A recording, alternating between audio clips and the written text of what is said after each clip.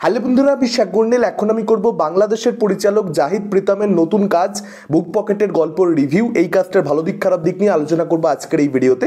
তো দেখুন, আমি অ্যাকচুয়ালিতে নাটকের রিভিউ করি না। এই পার্টিকুলার ভিডিওটা আপনারা অনেকেই রয়েছেন যারা হয়তো আমার চ্যানেলে প্রথমবারের জন্য এসেছেন, এর আগে কখনো আমার চ্যানেল দেখেননি, তো এক্সপেক্ট করতে পারেন যে আমি হয়তো নাটকের রিভিউ আপকামিং দিনেও করব। ব্যাপারটা সেরকম নয়।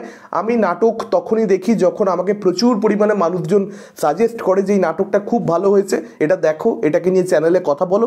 আমি যখন বুঝতে পারি যে হ্যাঁ, সত্যিকারের অনেক মানুষের সঙ্গে কোনো নাটক কানেক্ট করছে, তখনই আমি নাটকের পেছনে সময় বিনিয়োগ করি। তার কারণ আমি খুব ভালো মতো জানি প্রচুর নাটক বেরোয়, কিন্তু ম্যাক্সিমাম নাটকই ওই একই চেনা জানা গল্প, চেনা জানা ধরনের, যেগুলোর কোনো ইম্প্যাক্ট নেই, জাস্ট আপনি দেখবেন সময় নষ্ট হবে, সেই গোছেরই হয়। কিন্তু তার মাঝখানেও বাংলাদেশ কিন্তু কিছু ভালো নাটক অ্যাকচুয়ালি প্রডিউস করে, যে নাটকগুলো দেখবার পর মনে হয় যে এত ভালো তো সিনেমাও হয় না। আমাদের এপার বাংলাতে বলছি, এত ভালো তো সিনেমাও হয় না, যে কারণে কোথাও একটা দেখবার কথা ভাবলাম এই পার্টিকুলার কাজটা। এবার এই কাজটাকে সেই স্ট্যান্ডার্ডটা মেনটেন করতে পারলো। মানে আমি কিন্তু আমার চ্যানেলে বেশ কিছু নাটক রিভিউ করেছি, আফরান নিশো মেহজাবিনের মূলত, ভিকি জায়েদের মূলত থ্রিলারগুলো বা রোম্যান্টিক কাজগুলো, চিরকাল আজের মতন, সেই স্ট্যান্ডার্ডের হলো কি? দেখুন, এই কাজটার মধ্যে আমার কিছু জিনিস অবশ্যই খারাপ লেগেছে, আবার অনেক কিছু আমার ভালোও মনে হয়েছে। আমি সব কিছু নিয়ে আলোচনা করব। প্রথমেই আমি যেটা বলতে চাই, এটাকে নাটক বলে কোথাও একটা মেকাররা অডিয়েন্সের সামনে আনছে, তার কারণ বাংলাদেশে এই নাটক ফরম্যাটটা অনেক বেশি জনপ্রিয়। আদারওয়াইজ এটা বেসিক্যালি কিন্তু একটা অ্যান্থোলজি ফিল্ম, বা এটাকে একটা হাইপার লিঙ্ক স্টোরি টেলিংয়ের সিনেমা আমরা বলতে পারি। এখানে আমরা 3টে গল্প দেখতে পাচ্ছি। এটা 1 ঘন্টা 35 মিনিটের কাজ।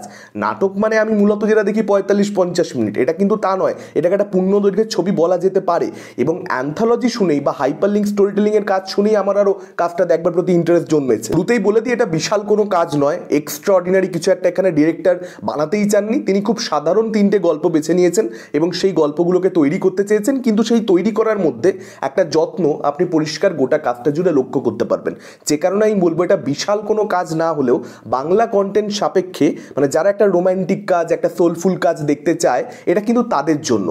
হেভি লাগবে একদম, আগামী 10 বছর মনে রেখে দেবেন এরকম কিছু নয়, কিন্তু ভালো কন্টেন্ট। ডিরেক্টর জাহিদ প্রীতম, তিনি কিন্তু একজন ভালো ডিরেক্টর। মানে তাকে যদি বাজেট দিয়ে দেওয়া হয়, সে কিন্তু এর থেকে অনেক অনেক উন্নত একটা ছবি তৈরি করতে পারবে। কারণ তার ওই গল্প বলতে কিভাবে হয়, একটা রমকম বা একটা সোলফুল রোম্যান্টিক ছবি, ম্যান্ডেটরি নয় যে কমেডি থাকবে, সেই ধরনের গল্প কিভাবে বলতে হয়, এটা কিন্তু তার খুব ভালোভাবে জানা। আমি তার প্রথম কাজ দেখছি এটা, আমি এর আগে তার কোনো কাজ দেখিনি। যে কারণে ডিরেক্টর হিসেবে সে কতটা ভালো, সেটা আমি কাজটা দেখে বোঝবার চেষ্টা করছিলাম। তো আমি দেখলাম যে হি ইজ রিয়েলি গুড।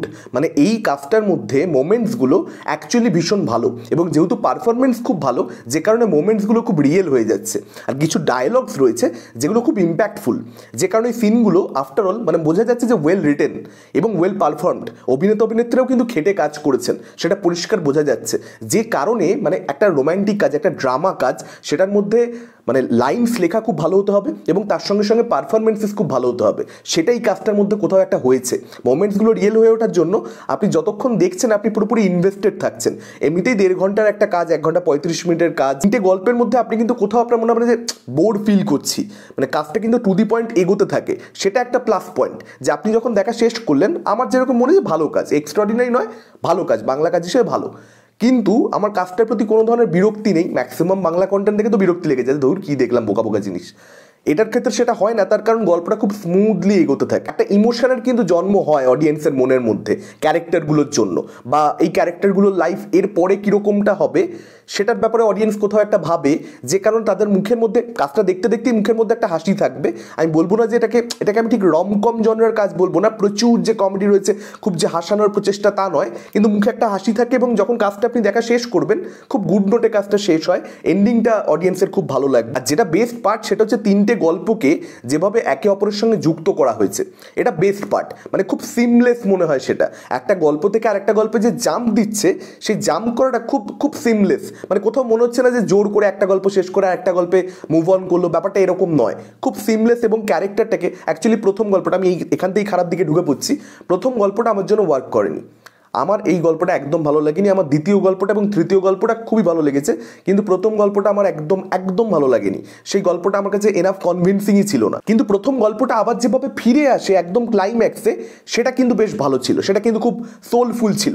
এবং এখানে আরেকটা যেটা আমার খারাপ মনে হয়েছে, থার্ড গল্পটা সেটা কিন্তু যথেষ্ট বেশি প্রেডিক্টেবল। গল্পটা কোন দিকে এগোচ্ছে, যারা একটু মানে সিনেমা সিরিজ দেখে, যারা একটু অভ্যস্ত কন্টেন্ট দেখার সঙ্গে, তাদের কাছে থার্ড গল্পটা যথেষ্ট বেশি প্রেডিক্টেবল হবে, এটা নিয়ে কোনো রকম কোনো সন্দেহ নেই। কিন্তু তা সত্ত্বেও আমি বলবো ইট ওয়ার্কস। কারণ তৃতীয় গল্পের নায়ক নায়িকার মধ্যে যে কেমিস্ট্রি, সেটা কোথাও একটা গিয়ে ওয়ার্ক করছে, তাদেরকে দেখতে অন স্ক্রিন ভালো লাগছে। এটা কিন্তু বিভিন্ন রোম্যান্টিক জনরার কাজের ক্ষেত্রে হয়, যে নায়ক নায়িকাকে দেখতে খুব মিষ্টি লাগছে, তাদেরকে একসঙ্গে স্ক্রিন শেয়ার করতে দেখে মজা লাগছে, যে কারণে কাজটা ভালো লেগে যাচ্ছে। সেই জিনিসটা তৃতীয় কাজটার ক্ষেত্রে হয়। এবং ডায়লগ রাইটিং, যেটা আমি প্রশংসা করলাম, সেটার একটা খারাপ দিক হচ্ছে একটা পোয়েটিক নেচার আপনি থ্রু আউট তিনটে গল্পের মধ্যেই লক্ষ্য করতে পারবেন। একটা ক্যারেক্টার তো লিটারেলি কবি, ফিলোসফিক্যাল প্রচণ্ড বেশি, সেটা তার নেচার, সেটা তার ক্যারেক্টারিস্টিক্স।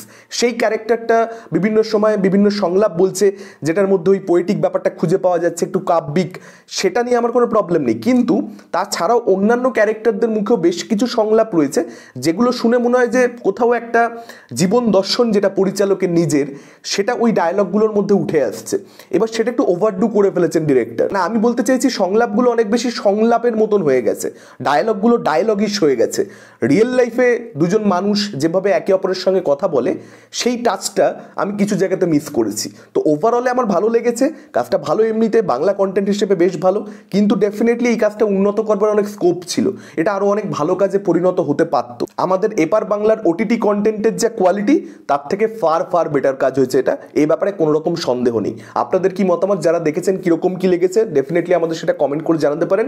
ভিডিওটা ভালো লাগলে লাইক করতে পারেন, শেয়ার করতে পারেন। আমাদের চ্যানেল নতুন হলে চ্যানেলটাকে অবশ্যই সাবস্ক্রাইব করতে পারেন। আজকের মতন টাটা, চোখ রাখুন পরবর্তী ভিডিওতে।